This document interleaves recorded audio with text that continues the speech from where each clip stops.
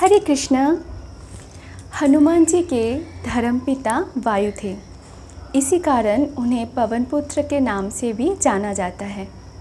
बचपन से ही दिव्य होने के साथ साथ उनके अंदर असीमित शक्तियों का भंडार था।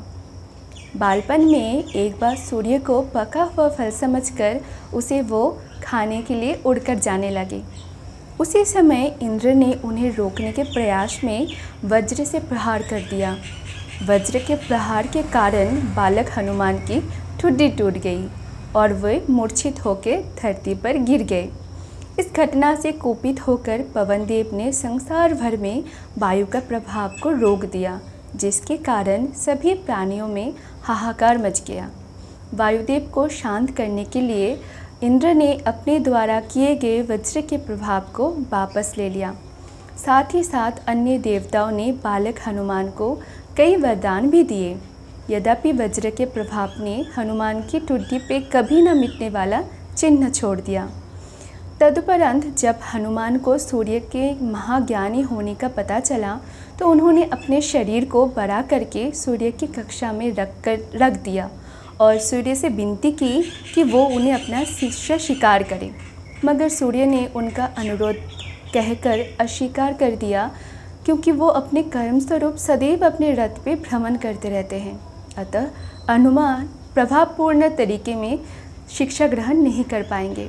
सूर्यदेव की बातों से विचलित हुए बिना हनुमान ने अपने शरीर को और बड़ा करके अपने एक पैर को पूर्वी छोर पे और दूसरे पैर को पश्चिमी छोर पर रख के पुनः सूर्यदेव से विनती की और हनुमान की धीरता से प्रसन्न होकर सूर्य ने उन्हें अपना शिष्य स्वीकार कर लिया। तदुपरांत हनुमान ने सूर्यदेव के साथ निरंतर भ्रमण करके अपनी शिक्षा ग्रहण की।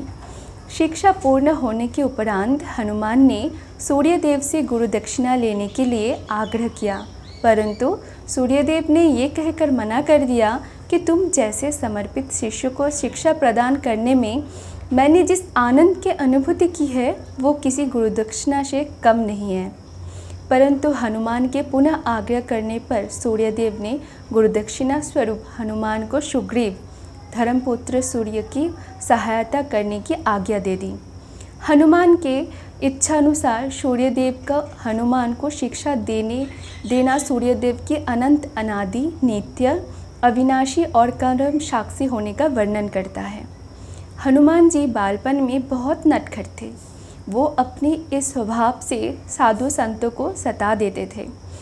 बहुधा वो उनकी पूजा सामग्री और आदि कई वस्तुओं को छीन लपेट लेते थे। उनके इस नटखट स्वभाव से रुष्ट होकर साधुओं ने उन्हें अपनी शक्तियों को भूल जाने का एक लघु शाप दे दिया। इस शाप के प्रभाव से हनुमान अपनी सब शक्तियों को अस्थायी रूप से भूल जाते थे और पुनः किसी अन्य के स्मरण कराने पर ही उन्हें अपनी असीमित शक्तियों का स्मरण होता था। ऐसा माना जाता है कि अगर हनुमान शाप रहित होते तो रामायण में राम रावण युद्ध का स्वरूप पृथक ही होता। कदाचित वो स्वयं ही रावण सहित संपूर्ण लंका को समाप्त कर देते। हरे कृष्णा। राधे राधे।